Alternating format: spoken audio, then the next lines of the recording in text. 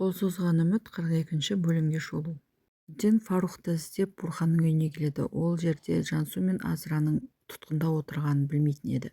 Осы бөлімнің жалғасын төмендегі ссылка бойынша көре аласыздар.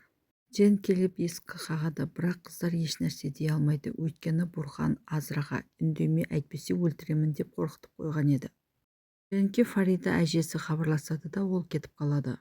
Бурхан Азраны бөлмеге қайта әкелген кезде Жансу Бурханның басынан ұрып есінен тандырып тастайды. Жансу Азраға кетейікші дегенмен Азра да құлаған кезде есінен танып қалған еді. Жансу Азраны тастап кетуге мәжбүр болады. Ол кілтті тауып алады, сыртқа қарай қаша жөнеледі. Сол кезде Бурхан да есін жиып Жансудың ізіне түседі. Жансу жолға қарай қашып бара жатқан кезде кенеттен оны бір көлік қағып кетеді.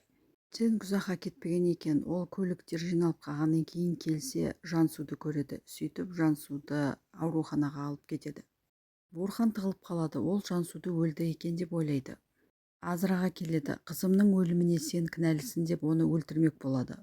Азра тірі қалу үшін Бурханды алдайды. Не керек, барлығын берейін, үйге барып әлгі дыбысты компьютерден де өшіремін, сен туралы ешкімге айтпаймын, мені өлтірмеші дейді.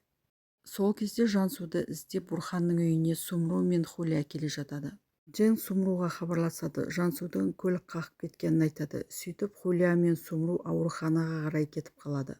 Бурханға Джен хабарласады, Жансуды көлік қағып кетті деп оған да айтады. Бурхан қызым тірі екен ғой деп Азраны өлтірмей ауруханаға ол да кетеді. Бурхан Азраның аузына скотчты жабыстырып үйіне қамап кетеді. Бурхан ауруханаға келеді. Еш нәрсе білмеген сіп қай жерде болды деп өтіріктен Дженнен сұрастыра бастайды. Джен кетіп қалады. Ал Сумру болса келіп қызының операцияға кіріп кеткенін көреді. Сөйтіп Бурханға барлығы сенің кесірің деп оны кінәлайды. Бағана Жансу Дженге Азраға көмектес деп айтып кеткен еді. Сондықтан Дженг Фарухтың үйі деп Бурханның үйіне келеді. Ішке кірсе ешкім жоқ екен. Сөйтіп бір телефонды тауып алады. Джен келмей тұрып Азраны Бурханның адамдары алып кеткен екен. Түсіп қалған телефон әлгі адамның біреуінікі екен. Азраны алып бара жатқан кезде Азра әлгілерге көрсетпей жүзігін тастап кетеді. Дженг Азраның жүзігін тауып алады. Әлгі қарақшы телефонын алуға қайта келген кезде Дженг оны ұрып соғып, Азраны қайда алып кеткенін сұрап алады.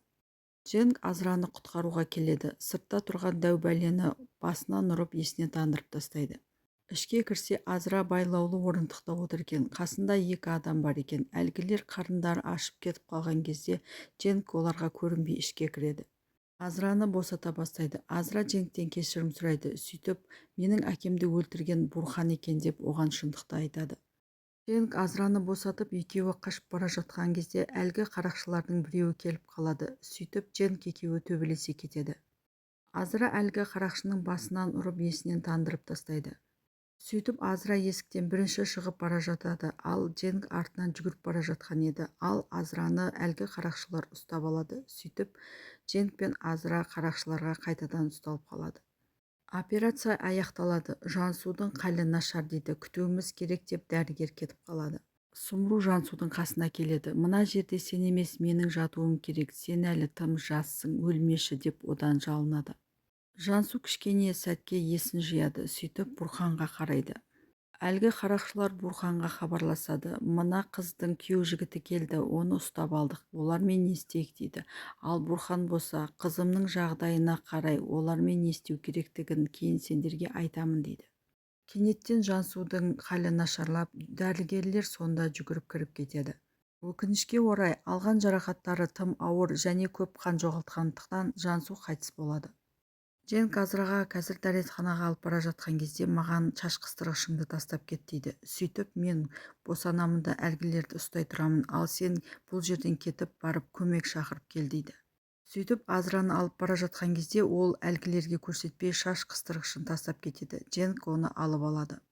Жансу қайтыс болғаннан кейін Бурхан Азра мен Дженгті өлтіру үшін әлгі жерге келе жатады. Месуд пен Азми де Бурханның ізінен аңдып келе жатқан еді. Дженг Азраның шаш қыстырғышымен кескеннен босанып әлгі қарақшылармен төбелесіп жатады. Сол кезде Бурхан келіп қалады. Бурхан келіп Дженгке тапаншасын кезейді. Әлгі адамдарды барып қызды алып келіңдер деп жібереді. Азра тығылып отырған жерінен сыртқа қарай қаша жөнеледі. Бурхан қызым сендердің кесірлеріңнен өлді деп Дженгті кінәлайды. Мен Жансуға жақсы әке болуға тырыстым, бірақ барлығын сендер бүлдірдіңдер дейді. Джен Бурханның қолындағы тапаншаға жармасады. Екеуі тартысып жатқан кезде атылған оқ дауысы естіледі.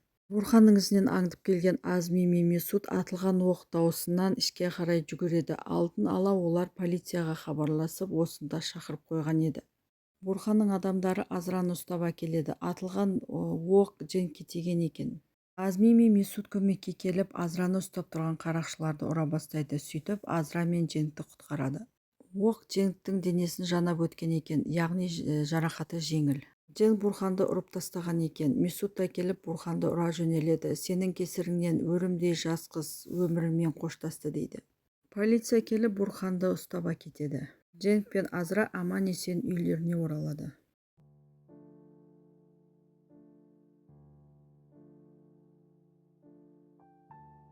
Месут Азраның әкесінің басына келіп, одан кешірім сұрап отырады. Сен өлгеннен кейін сенің қызың мен балаңа бас-көз бола алмадым дейді. Ал сен тірі кезінде әр уақытта мені қолдап, қорғап жүретін едің, маған інің сияқты қарайтын едің дейді. Месут өте өкініп жүргенін айтады. Азра бағанадан бері барлығын естіп тұрған еді. Сөйтіп Месуттың жанына келіп, оны кешіргенін айтады. Жерлеу рәсімі аяқталып, барлығы Сумрудың үйіне келеді. Ал Сумру болса Жансудың бөлмесіне отырады. Азра жанына келген кезде Сумру барлығына Азраны кінәлай бастайды. Саған Жансумен сөйлесші деп жалындым дейді. Ал сен сөйлеспей қойдың. Енді міне Жансу жер астында жатыр, ал сен жүрсің дейді. Отыр да ойлан деп Сумру кетіп қалады. Сөйтсе Сумру Мәртті ұрлап, мен сені Жансу әпкеңе апарамын деп Мәртті алып кетіп бара жатыр екен.